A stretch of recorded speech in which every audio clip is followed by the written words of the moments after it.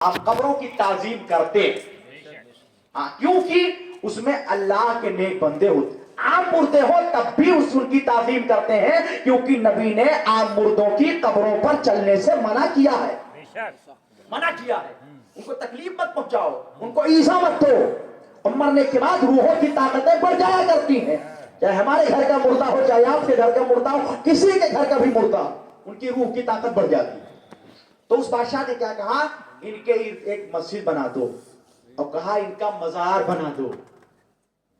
یہ مزار بنانا یہ آج کے بریلویوں کا عقیدہ نہیں ہے بلکہ یہ صدیوں پرانا عقیدہ کا. مزار بنا دو. اور مزار بنانے کے بعد اس بادشاہ نے کہا کہ ایک دن سال میں ایسا متعین کرو کہ لوگ آ کر کے یہاں پہ جمع ہو, یعنی ان کا عرس مناؤ, ان کے نام پہ اشارے ثواب کرو, ان کے نام پہ قرآن خوانی کرو. تو یہ عرس منانا یہ آج کا عقیدہ نہیں ہے بلکہ یہ بہت پرانا عقیدہ ہے, بہت پرانا عقیدہ ہے. تو وہ اصحاب کہف تھے. 3 باتیں اس سے معلوم ہوئی. ایک یہ کہ مرنے کے بعد آدمی دوبارہ زندہ ہوگا.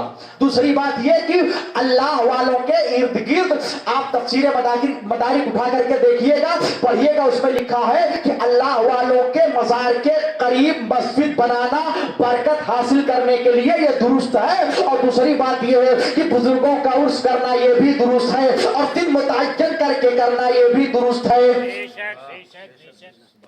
اچھا جانتے ہو یہ کروٹ کتنا لیتے تھے سال میں؟ اصحاب کہف جب سوئے تو کروٹ لیتے تھے کہ نہیں لیتے تھے؟ بھئی ہم لوگ سوتے ہیں تو کروٹ لیتے ہیں کہ نہیں لیتے؟ یہ لوگ کروٹ جب لیتے تھے سال میں تو 1 مرتبہ, محرم کی 10 تاریخ کو. اب میں جو بتانا چاہ رہا تھا اصل بات وہ سنیے. جب وہ لوگ چلنے لگے تو ان کے ساتھ ان کا کتا بھی ہو گیا تھا. جب وہ بھوکنے لگا تو اللہ والوں نے اس کو بھگانے کی کوشش کی.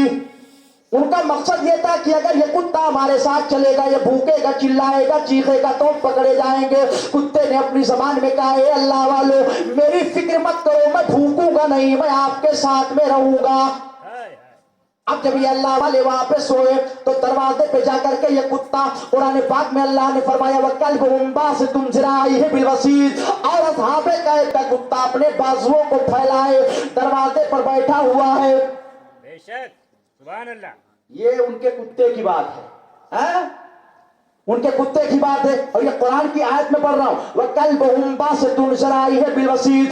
مفسرین کرام لکھتے ہیں کہ جتنی بار اصحاب کہف کروٹ لیتے تھے ان کا کتا بھی اتنی بار کروٹ لیتا تھا. بے شک, بے شک, سبحان اللہ. ان کا کتا بھی اتنی بار کروٹ لیتا تھا. اے مسلمانوں آپ نے کیا سمجھا؟ ارے یہ اصحاب کہف کا کتا ولیوں سے محبت کی بنیاد پہ پلان باور کی شکل میں جنت میں جائے گا. اگر اصحاب کہف کا کتا پلم باور کی شکل میں جنت میں جائے صرف یہ کہ اللہ والوں سے محبت کرنے کی وجہ سے, تو ہم تو اشرف المخلوقات ہیں. اگر ہم ان بزرگوں سے محبت کریں گے, غوث پاک سے محبت کریں گے, خواجہ پاک سے محبت کریں گے, وارث پاک سے محبت کریں گے, مختوم سنہ سے محبت کریں گے, مسعود قادری سے محبت کریں گے, شاہجانی سرکار سے محبت کریں گے, اعلیٰ حضرت سے محبت کریں گے, مفتی اعظم سے محبت کریں گے, شیر سنت سے محبت کریں گے, تاج الشریعہ سے محبت کریں گے, تو جہاں یہ ہمارے آقا جائیں گے وہاں ہم غلام انشاءاللہ ان کے پیچھے پیچھے خادم اور غلام کی حیثیت سے چلے جائیں گے. سبحان اللہ, سبحان اللہ.